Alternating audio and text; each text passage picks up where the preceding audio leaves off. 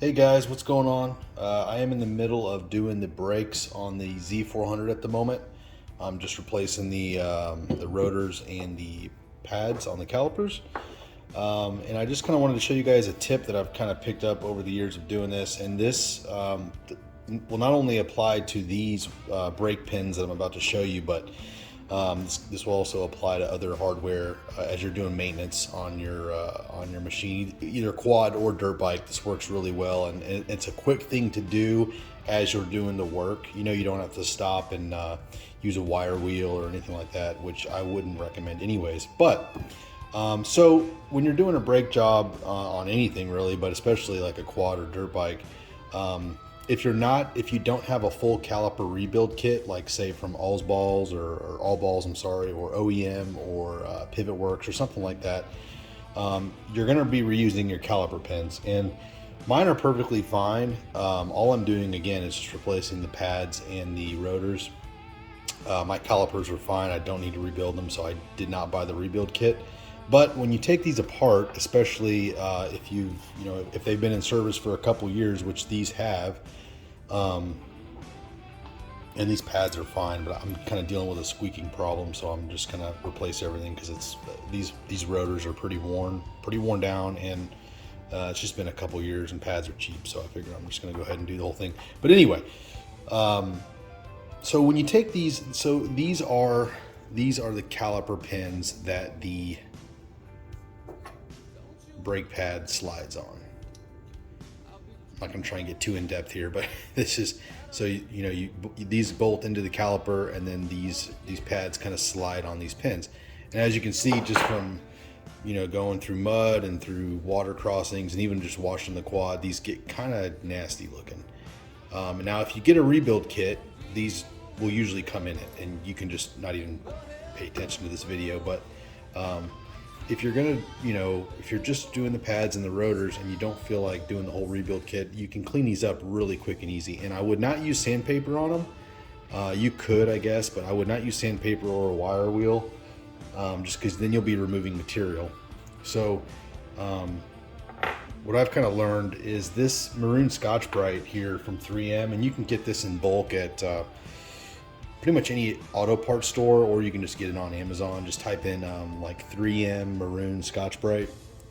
I get them in bulk, and I'll usually like cut the sheets in half or thirds or fourths just to get a lot out of it. But this stuff is great because it doesn't remove material from the metal, but it cleans it up really, really well and really quickly. And you can even get these for like air tools and whatnot, but I just get them by the sheets and usually use them by hand.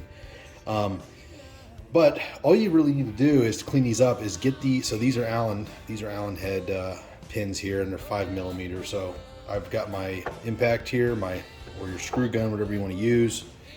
Put the piece of hardware on it, and all you're going to do is just take the maroon Scotch-Brite, and again, you can kind of see how kind of cruddy that looks.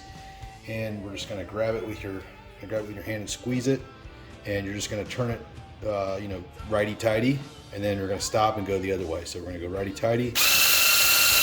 You kind of work up and down the bolt a little bit like that, and then we'll go the other way. And then what I'll do is I'll usually get a different area of the pad and do it again.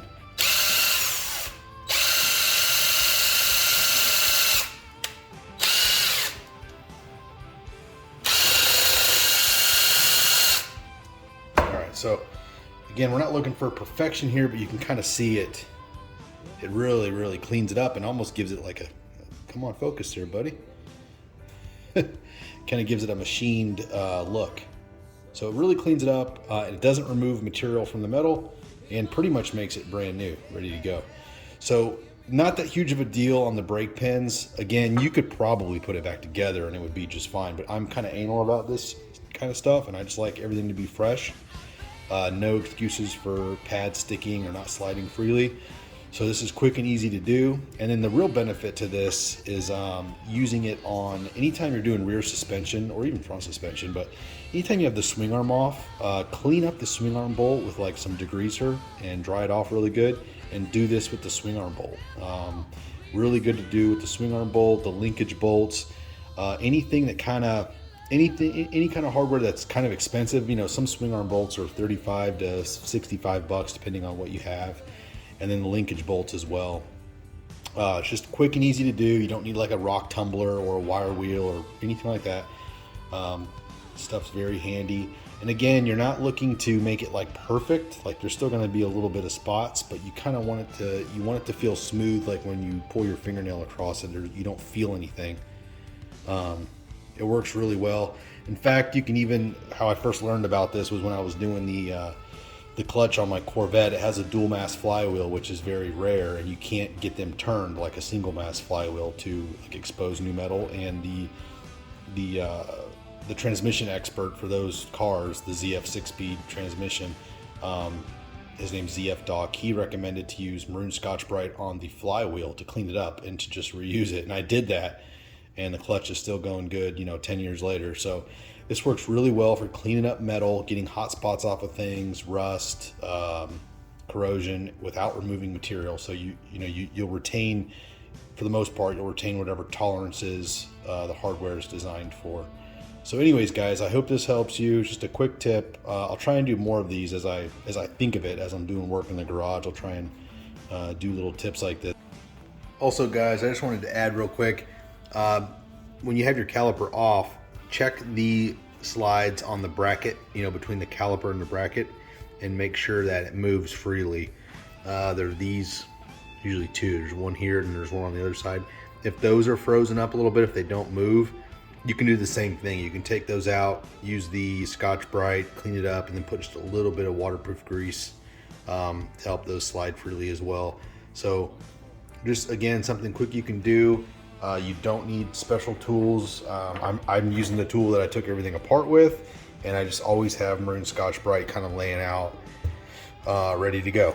It's in my toolbox at home, and it's also in my toolbox to go when I'm out, you know, riding. So it's always there, ready to clean stuff up. Again, hope this helps you guys. Thank you for watching, and I will catch you in the next one. See ya.